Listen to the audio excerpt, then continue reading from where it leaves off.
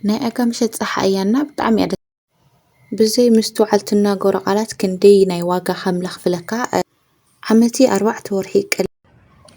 ሰላማት ክብራንና ክብራን ተኸታተልቲ ቻናለይ ቤተሰብ ከመይ ኣለኹምለይ ከምቲ ኣነ ሰላም እንፀበቐሉ ኣለኹ ሰላምኩም ብዙሕ ስሕነት ትርፍርፍ ይበለኩም ኣሕዋተይ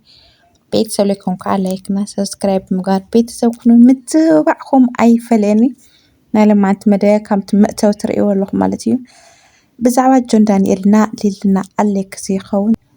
ጆን ዳንኤል ድሕሪ 1 ዓመቲ 4 ወርሒ ኣብ ዝሓለፈ ሰሙን ከም ዝፈትሐ ኩሎም ከም ትፈልጥዎ ንትግራይ ክኸድ ያው ብዘይተሓሰበ ሃንደውታ ብዝተናገሮም ቃላት 1 ዓመቲ 4 ወርሒ ዋጋ ከፊልዎ እዩ ማለት እዩና ብለይ ምስትውዓል እንናገሮም ክንደይናይ ዋጋ ከም ዘኽፍሉና ኣብ እስራኤል ዝነበሮ ፃኒሒት እና ልመላእ ህዝቢ ኢትዮጵያ ኣመስጊኑ لكل يكرت حتيتو يا بيفا قمت أسرع حزق بيفا مالتيو تملي سلو مالتي سلا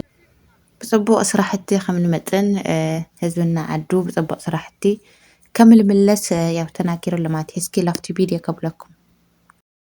واو أزي دس بلكا دحر حدا عمتن 4 ورحن جون دانيال نجزو بسلام تملي سلو اسكاب بناي كالوت سبات حقوس تحقوسو نزا فيديو زي لايك مغواراي ترسيخم كوم دما ريبوست غبر واخم لايك تغبرو خلهم نا كل سب سلازبصح ፈጣሪ መስገን አለማስተዋል ያስከፈለኝን ዋጋ በአንድ አመት ካራቱር እስር ታርሜ ወጥቻለሁ ተሳስቼ ያስከፈውትን የኢትዮጵያ ዋልታ የሆነውን አየር መንገዳችንን እንዲሁም የአየር መንገዳችን ሰራተኞች እንዲሁም የጸጥታ አባላትን መላው የኢትዮጵያ ህዝብን እኔ ልጃችሁ እንደ ልጅ አጥፍቻለሁና እንደ ልጃችሁ አይታችሁ ይቅርታ እንድታደርጉልኝ ከልብ ጠይቃለሁ በእውነት አዚ ደስ ብል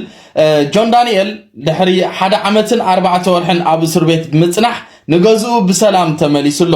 እሱ ድማ ከምዚ ክብል እዩ ተሰሚዑ ወይካ ከምዚ ኢሉ ካብ ልቢ ይቕረ ግበሩለይ መጀመርታ ንሓይሊ ኣየር ኢትዮጵያ ብድሕሪኡ ከዓ ብዓብዩ ንህዝቢ ኢትዮጵያ ኣነ ውላድኩም ኣጥፊአ ተጋጊ እሞ ካብ ልቢ ይቕረ ግበሩለይ ኢልዎም ማለት እዩ እስከ ኩላኹም እንኳዕ ብሰላም መጻኻ ዌልካም ጆን ዳንኤል ሓውና በሉኹም ኣብዛ ኮመንት ወ ብናይ ካልኦት ሰባት ሓጎስ ክንሕጎስ ይግበአና ይኽቡራት ኣሕዋት ኣነ ኣዝዩ ደስ ኢልኒ ሞ ኣዝዩ እንድሕር ደስ ኢልኩም እንኳዕ ሓጎሰካ እንኳዕ ብሰላም ወጻኻ ዌልካም በሉኹም ሰላም ቤተሰቦቼ ባሳለፍኩት የአንድ አመት ከአራት ወር እስር የተማርኩትን ልንገራችሁ በህይወታችን ውስጥ ቅስፈታዊ አጋጣሚዎች ህይወታችንን ፈጽሞ ወደማንጠብቀው አቅጣጫ ሊከተን እንደሚችልና በህይወታችን ውስጥ ያላስተዋልናቸው ነገሮች የህይወታችንን ዋጋ ሊያስከፍሉ እንደሚችሉ ፈጣሪ መስገን አለማስተዋል ያስከፈለኝን ዋጋ በአንድ አመት ከአራት ወር እስር ታርሜ ወጥቻለሁ ተሳስቼ ያስከፈውትን የኢትዮጵያ ዋልታ የሆነውን አየር መንገዳችንን እንዲሁም የአየር መንገዳችን ሰራተኞች እንዲሁም የጸጥታ አባላትን መላው የኢትዮጵያ ህዝብን እኔ ልጃችሁ እንደ ልጅ አጥፍቻለሁና እንደ ልጃችሁ አይታችሁ ይቅርታ እንድታደርጉልኝ ከልብ ጠይቃለሁ በታሰርኩበትም ጊዜ ከምንም ነገር በላይ የኢትዮጵያን ህዝብ ፍቅር አይቼበታለሁ ሁሉም ሰው እንደ ወንድሙ ነበር ሲያስብልኝ የነበረው እናቶች እንደ ልጃቸው ነበር ሲጨነቁልኝ የነበረው ከልብ አመሰግናለሁ ተመላልሳችሁ ለጠይቃችሁኝ በጸሎታችሁ ላሰባችሁኝ ለተሳላችሁልኝ በጣም አመሰግናለሁ አሁን ደግሞ ወጥቻለሁ ከዚህ በኋላ ህዝቤንና ሀገሬን በሚጠቅም ስራ አመጣለሁ በጣም ወዳችኋለሁ አኮራችኋለሁ كورات تخاتلتي يا كم تلسمعهم بدس لي ولا قالالصا اي غليصونا انا بطعم يحزنني يا رب مسار مالتي مريمن قبل نغركم بالعلم مالتي مخنياتو هاندبت كيحاسو بالتناغرو قالات عمتي 4 ورحي واقفيل وينا حزقن بمملاسو بطعم يتحقيسه قبل نغركم بالعلي صبونا يسرح غيزي يخون لخا يمنه مالتي كم تريو لهم مالتي نوي حقوزنا نوي من قد قوزنا تقعسكي قرقن ايته علي رياض لهم فتاري يحجزكن دام للخنا حواتي فتاري يحجزكن بونت مره بطعمي قمت لعلي قرنينا حد حاونا بسنك قر عارف اللي فيسبوك لا راخني رنا ايتقلدوني قر مالتي بطعمي يقتل بطعم حيل أنا لايكنا سبسكرايب لاكوركم أيتشوكونو سكي سبسكرايب تقولوا إخهم سيتو صباح لم تيتشوكونو ريت تشوكونو ونا سبسكرايب قور خورات حواتي حزق عملتي بزعوالي لنا لك سيحيز لكم مسألة لكم عادتي لا لك سيب تقرايكم للو مش بيت سيو كم للو يو للي إنك تولد نتقرايكم لخورو كلهم كم تفلطوا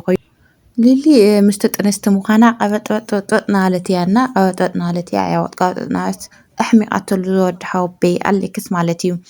أنا المنتهي اللي متأخ حدير كا جونجي خاني أو كيدو لو كذا يعرفوا لا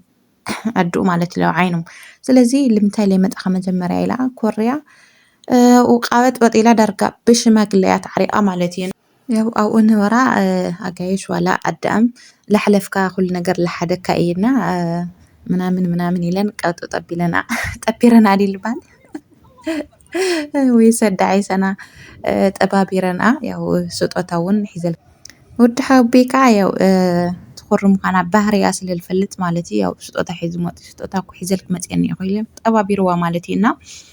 ለጥንስቲ ቃሎት ኣይችግር ኣለዎ ድዩ እስኪ ጻሓፉልና ወይ ከዓ ኮመንት ሃውና ይብሉ ነይሮምና ኣነ ለጥንስቲ ቆሎ ችግር ለሎ ኣይመስለን ነይሩ ነገር ግን ብዙሕ ሰብ ይጽሕፉን እዩ ኮመንት ማለት እዩ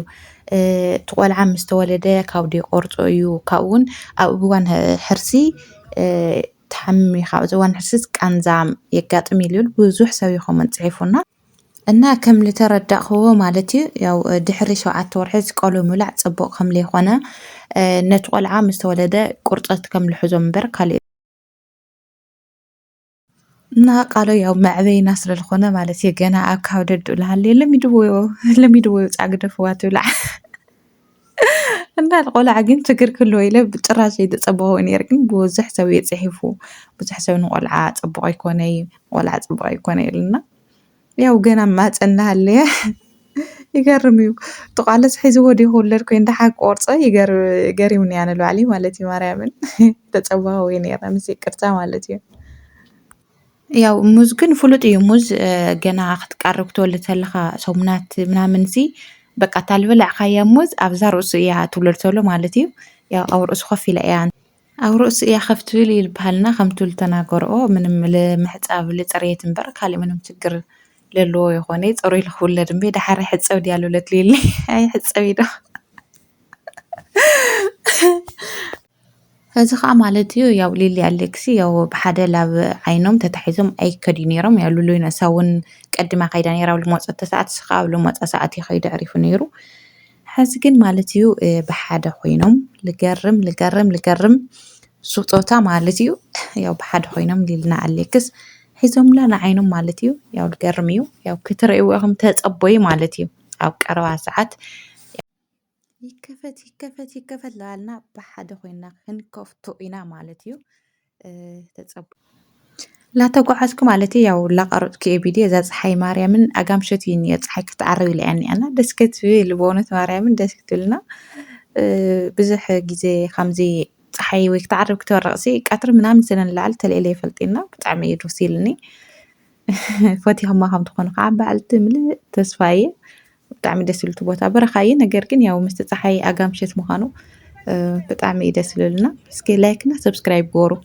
ክቡራንና ክቡራን ተኸታተልቲ ቻናለይ ቤተሰብ እስካዕ ዛ ሰዓት እዚኣ ሓቢርኩም ምሳይ ልፅናሕኩም ብጣዕሚ እየ ለመስገን ብጣዕሚ እየ ልፈትየኩም ብካሊእ መደብ ብካሊእ ትሕዝቶ ሳዕ እንዳኸ ባይ ቻዋት ቴንኪዩ